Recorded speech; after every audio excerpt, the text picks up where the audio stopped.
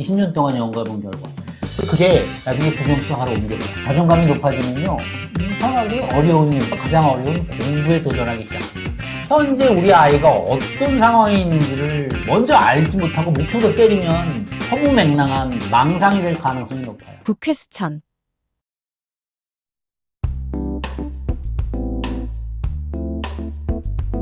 어떤 과정을 우리가 수공, 또 자기주도 학습이라고 할 수 있을까요?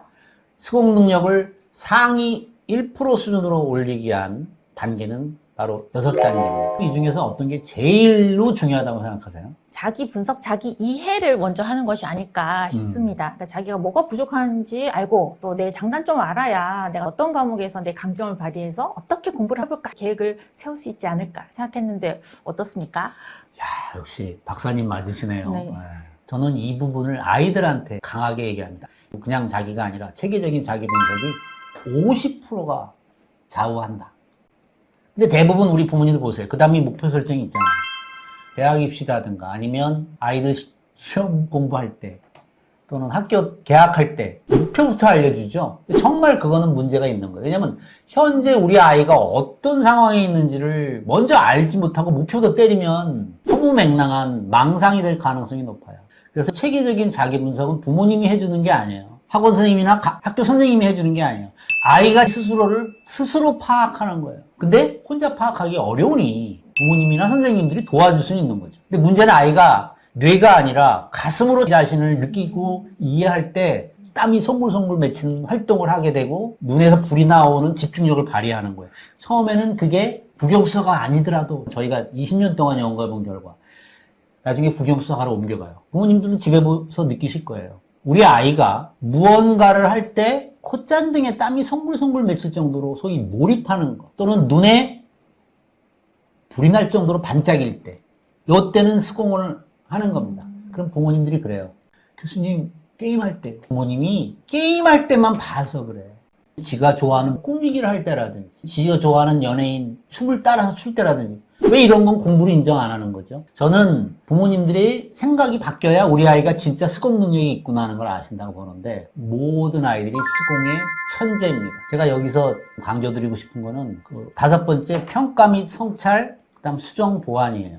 어떤 행사를 가족 행사를 하건 아이들하고 뭐 어디 야구 구경을 영화를 보든 뭘 하더라도 꼭 요 5, 6단계를 거치세요. 종이에 써서 뭐 제출하고 발표하는 게 아니라 말 한마디면 충분해요. 오늘 야구 어땠냐? 그중에 누가 잘하디? 그래 이번에 홈런 안 쳤으면 역전 안 돼. 뭐 이게 어마어마한 파워가 있어요. 이게 바로 평가 및 성찰력을 키워주는 거예요. 그리고 그런 얘기를 하다 보면요. 또 새로운 프로젝트에 반영이 돼서 자기 분석에 계속 확장되고 깊이 있게 심화가 되는 거예요. 그러니까 이 프로세스가 선순환을 만들어 가면 자기도 모르게 수공 능력이 커지는 거죠. 그러면 자기주도 학습에 실패하는 학생들은 뭐 공통적 이유가 있을까요? 제 경험으로 봤을 때 학생들의 문제가 아니었습니다. 어른들, 특히 그 중에서 부모님들 문제였다고 봅니다. 왜냐하면 아이들이 현재 어떤 특성을 갖고 있고 구체적으로 어떤 상황인지를 파악하지 못하고 특히 아이들이 어릴수록 엄마들의 계획이나 의도나 생각대로 자녀들한테 강요를 했을 때 아이들이 힘들어하고 수공 능력을 발휘를 못했던 것 같습니다. 그래서 저는 다시 한번 강조합니다. 우리 아이들은 문제 없습니다.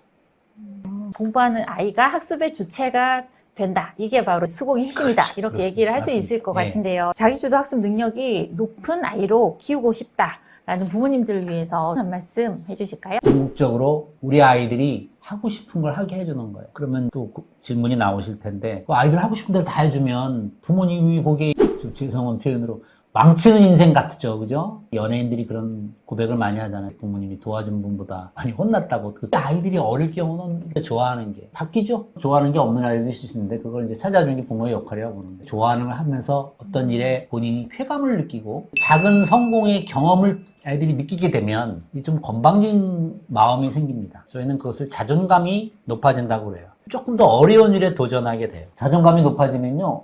이상하게 어려운 일, 그 중에서 가장 어려운 공부에 도전하기 시작합니다. 저희들은 이것을 학습의 전이 효과라고. 처음부터 국영수사가 그 어려운 거 잘하라고 들이대지 말고 애가 좋아하고 관심 있고 재밌어 하는 것부터 가면 나중에 학습, 국영수사로 넘어가는데 그때를 못 기다리고 아이들한테 막 퍼붓는 거죠. 부모님들은 아이들이 어릴수록 하고 싶은 걸 하고 그걸 즐기는 걸 봐주면서 커가는 동안 1절 플러스 가랑비 전략을 활용하시면 우리 아이의 자기주도 학습 능력, 수업 능력은 엄청날 거라고 확신을 합니다.